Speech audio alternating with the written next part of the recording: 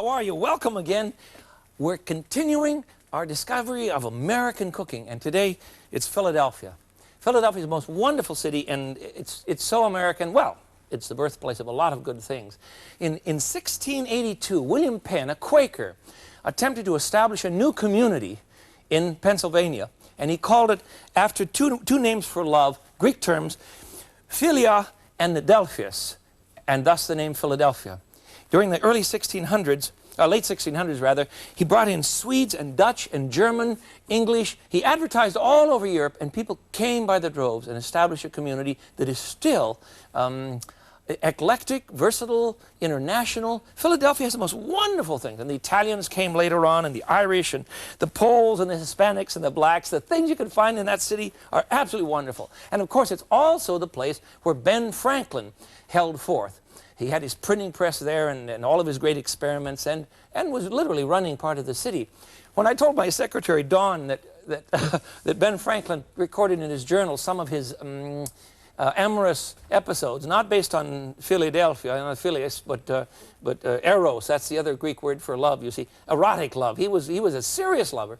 When I told her that he was such a popular lover, Ben Franklin, yes, he was, she said, well, it must have had something to do with the kite and the key. That was another one of his experiments. In any case, it was the birthplace of the Declaration of Independence. And as far as Americans are concerned, it was the birthplace, look at this, of ice cream. Now, I thought that Tom Jefferson had brought ice cream to the colonies. He did in 1789, but the people in Philadelphia claim that in 1782, George Washington tasted ice cream at a festival, a great big festival in Philadelphia. Who knows? Here's another one that belongs to Philadelphia. The Animal Cracker. This is a wonderful product. The Walter Wilson Company invented the Animal Cracker in Philadelphia in 1870, and it was for the opening of the Philadelphia Zoo. So there you have it. Next time you bring some of these to your grandchildren, well, be sure that you give Philadelphia credit for the Animal Cracker. And we have to mention the Philly cheesesteak sandwich. I did one of those for you before. Do you remember? A few weeks ago. It's a wonderful sandwich. And here's one you've never heard of. I couldn't believe this. You take a weenie, put it in a bun, and you put chopped codfish balls on the top, chopped codfish cake, and it's called a Levy's combination. I don't know. I don't know if I can take it. But eating is still wonderful in Philadelphia. There's a place called the Reading Terminal Market, where you can go and find wonderful sausages, and you can see from the headdresses on these women that they're all Amish, and some of the family are involved in making pretzels. This is a great big operation. It's an enormous market, and canned foods, wonderful things, all of this available in the middle of the city that claims Ben Franklin as one of their greatest sons, and certainly that's the case. Today, I want to make some dishes for you that really belong to the Philadelphia tradition. One of the dishes is called scrapple. It's an old Pennsylvania Dutch dish, and in the early days of Philadelphia, they claimed that the Philadelphians ate so much of this dish that some people didn't understand how they lived until the Pennsylvania Dutch brought in scrapple. It's called scrapple because it's made from scraps of the pork. Now, I don't use scraps for mine. I use pork neck bone because it has a lot of good flavor, but scrapple implies scraps, and it was made each year during the butchering process. And you took part of the pig that you didn't want to normally use, you see, for making head cheese and all sorts of things. And some of the things you made was a bunch of scrapple. It's cornmeal mush with, well, I'll show you, with pork in it. So first of all, we need about 3 pounds. So this is 3 pounds of pork neck bones. You can buy them at any butcher that generally deals with food that's popular in the central area in a city, where there are a lot of black cooks. They'll cook these with vegetables. But in Philadelphia, you can buy them for a scrapple. So I'm going to put them into a pot and to boil them up, you see, 4 quarts of water. I've already got this batch finished, but anyhow, boil them in 4 quarts of water, 3 pounds of pork neck bones, and what you come up with, I'm not going to bother cooking all of this, you see. After about an hour and a half, the meat will come right off the bone. Just take it off with your fingers. You see, it just falls right off. Take them out, of course, and cool them first. Yes, of course, these are cold. Then you chop the meat up. See what I've done here? Chop the meat up. Let me, that's not quite fine enough. There. Scrapple, don't back off. Please don't say, oh, I've heard of scrapple. It's wonderful stuff. It's just wonderful stuff. I very much enjoyed. My dad used to eat it out of a can when I was a kid. It's so easy to make. And this recipe makes a ton, so And it keeps well, so don't worry about it. All right, that's fine enough. Now, that will go into our, after the bones have cooked, you see, and you've let them cool, and you've taken the meat off the bone, chopped it up, then it goes back into the broth. But measure your broth carefully, because you want 3 quarts of broth, and you've started with 4, so you'll have 1 extra. You can throw in another soup pot. So put your 3 quarts of quarts of water on to boil, stock I should say, the water in which you've prepared the bones, and throw in the chopped meat, and to that we're going to add 3 cups of cornmeal. After it's boiling good, here, come on, boil, there we go. We'll just stir it right in.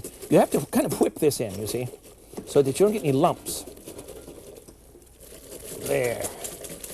And that will cook up to a heavy mush and nothing flat. So let's, as that's cooking here, let's get the herbs in. It would probably be safer for you to put the herbs in. There we are. Put the herbs in while you put in the meat, you see, before you put in the cornmeal. That way you can stir it in. The herbs are very simple. We want some, let's see here. Yes, find everything. Sage and some savory. Okay. I want a couple teaspoons of sage and 1 teaspoon of savory. And this makes it terribly Philadelphia. 2 teaspoons of sage. Crush this right up. That's how you release the oils in good herbs. There. Oops, stir, Smith. You're going to get lumps. Oh, I can already smell it. Please remember, when you're trying to smell something hot in the stove, don't put your head in there. You'll get hair in the pot. Maybe I won't, but you might. You see, what you want to do is just kind of breathe it over this way. And a little bit of savory. Sage and savory. Half as much savory, so that's about a teaspoon. There we go. And we'll leave some salt. Put all these over here and get rid of them. A little bit of salt to this. There we are. Not much. That's plenty. And we'll have to add some pepper, of course, because this is Philadelphia food. Here's my pepper mill. And stir this up. Let it cook for about 20 minutes. Good and thick, you see. And then you're going to put it in a loaf pan, or a loaf form, so that we can create a... There, that's good. All right. We'll pour this in a loaf pan, bread pan, something like that. See how thick it is? See how thick that is? Isn't that wonderful? And that will set up in a loaf pan so that you can slice it. And that's the fun part. I'll show you one that's all prepared. Pennsylvania Dutch scrapple. And in Philadelphia, you eat so much of this that they call it Philadelphia scrapple. They've kind of claimed it as their own. Now you slice this into 1/4-inch slices. You see the pork in here? See the pork? Isn't that beautiful? And that's nice pieces of pork. I don't use anything on the piggy that you wouldn't like to. Well, never mind. Anyhow, this is not like a weenie company. You know, the weenie companies will grind up anything and put them in a sausage, but not good scrapple. All right, the scrapple is then pan-fried, and it is served. Here we are. See, I pan-fried this in my old black frying pan, and it is served with another American product, terribly American. And you remember, corn is ours. Nobody in the world had corn prior to the discovery of the New World by the European. The original Americans had it, of course. The Indians gave it to us.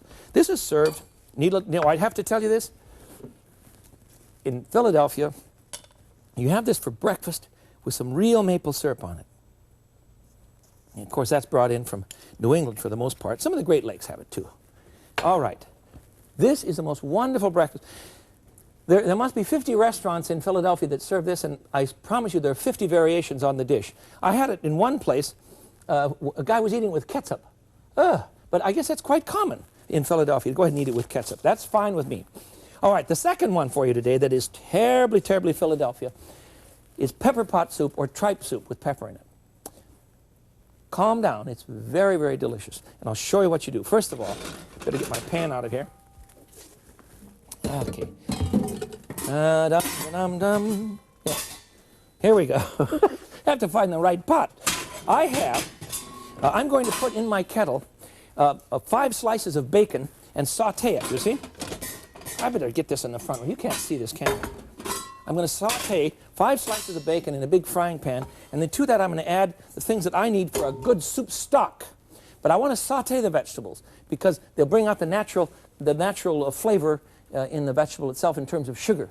It'll be browned. So let's light it up here, and you can enjoy the browning of the vegetable in order to bring out natural caramel. Did you know that's what it is? Absolutely. The natural caramel, it will help color your soup and give it much nicer flavor. It's very important that you do that. So I'm going to saute in my 5 bacon slices, which I've diced up and already, I've extracted some of the fat. I've cooked it slowly for a bit so the fat comes out. Want to add a cup of celery, a cup of yellow onion. This pan is not terribly hot at the moment, so we don't have to worry about it. A couple of green peppers, diced. For me, that's a coarse dice. I don't like little dinky vegetables. I don't like squishy stuff in my soup. I want soup with body, so I don't like to chop everything up too small. And we have about a head of parsley, and we'll dice that up too, or at least chop it up. Remember now, when you're doing this, be sure and keep your fingers bent under. I don't have to tell you that again, do I? Just keep them bent under. That's the motto. Teach your children to do this. There.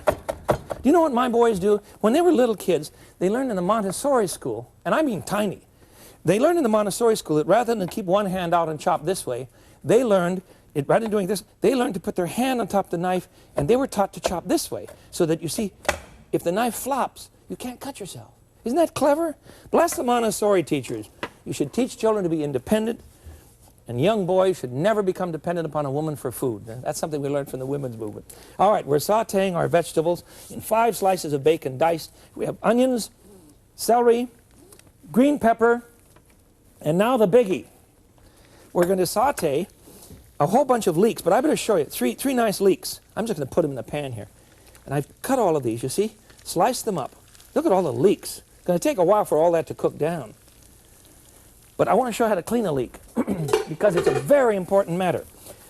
A leek is a great big rascal. I'm sorry I don't have a hole one to show the end on one of these. Well, anyhow, cut off the bottom just like a green onion, you see? And then cut it into pieces. The top part here is pretty much useless. It's too tough. But the bottom pieces can be cut, this middle piece, take out this, see the mud? Take out this one. Now this piece we can use, and then this one we'll take off just one outer case because it's too tough there. And on this bottom one we can chop it all up, but I want to show you what you have to watch for. And what you have to watch for is mud. Now look inside and separate the leaves. This one's fine. You see there's no mud in there. So that means we can chop it up. Otherwise, you have to run these through a great deal of water and soak them several times because a great pile of mud will form in the bottom of your sink. And who needs it? You don't need it. I certainly don't. Okay. Now, all of these vegetables are cooking away, and we're going to saute them until they at least begin to collapse. Let's see. There we go. Now, this will take, probably 15 minutes. And you don't have 15 minutes to watch this, and I don't have 15 minutes to do it. So we're going to pretend that we've done it for 15 minutes.